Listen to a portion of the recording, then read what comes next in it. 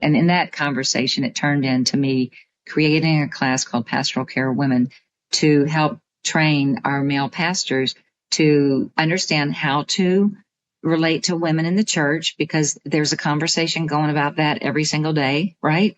And then what do you do if you're a pastor to engage in relationship with a woman? And then how do you help her in her Christian growth and her pursuit of theology? And so I've been teaching this class now for 13 years. And I love teaching it because I think the men in the class, when we get going, understand that they need to know how to take care of the women in their church.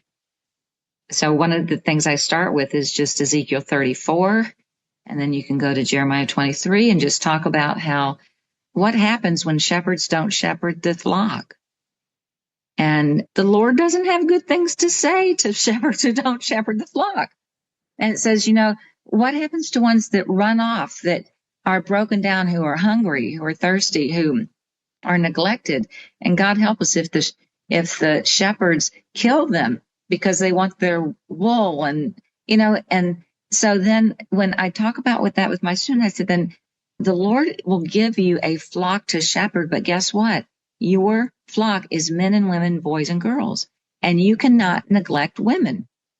That does not please the Lord. I mean, in Ezekiel 34, the Lord comes in and says, listen, you're not doing it, but I'm going to do it. But he gives us pastors and elders to take care of men and women, boys and girls in the church.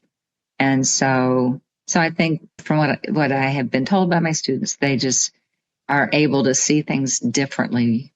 And I can tell you, it's not necessarily that it's intentional or that it's dismissive in a particular way. I think it's that most of my students will just say, we've just never thought of it. So I believe that to be true.